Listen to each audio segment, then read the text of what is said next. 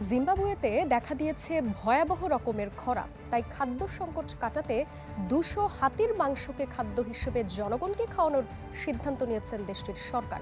তবে এই সিদ্ধান্তকে প্রাণী অধিকার সংরক্ষণবাদীরা নিষ্ঠুর, অদূরদর্শী এবং অকার্যকর হিসেবে মন্তব্য করেছেন।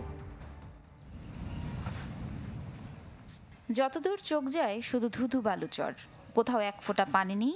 এমন ভয়াবহ খরা চলছে আফ্রিকার দক্ষিণাঞ্চলে, যাতে দেখা দিয়েছে তীব্র খাদ্য সংকট। মানুষেরই খাদ্যের জোগান নেই, পশুদের কি হবে? এমন পরিস্থিতিতে বাধ্য হয়ে নামিবিয়াতে গেল মাসে হত্যা করা হয়েছে 83টি হাতি। প্রতিবেশী দেশ জিম্বাবুয়েতে অনাহারে মারা গেছে 160টির বেশি হাতি। তাই নামিবিয়ার পথে হাঁটার সিদ্ধান্ত নিয়েছে তারা। দেশটির পরিবেশ মন্ত্রী জানান, প্রয়োজনের তুলনায় অনেক বেশি হাতি রয়েছে। এর মাংস শুকিয়ে প্যাকেটজাত করে সবার মাঝে বিলি করা হবে। Zimbabwe parks and wild life authority জানায় 200 হাতি হত্যা করবেন তারা। এল নিনো বা সমুদ্রপৃষ্ঠের তাপমাত্রা বাড়ায় 4 দশকের মধ্যে সবচেয়ে ভয়াবহ খরার মুখোমুখি আফ্রিকার এই অঞ্চল।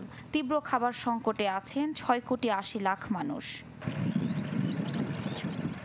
আফ্রিকার দক্ষিণাঞ্চলের 5 দেশ জিম্বাবুয়ে, জাম্বিয়া, বতসোয়ানা, অ্যাঙ্গোলা ও নামিবিয়ার বনাঞ্চলে বাস করে প্রায় 2 লাখেরও বেশি হাতি। ইফশিতা জামান, চ্যানেল 24।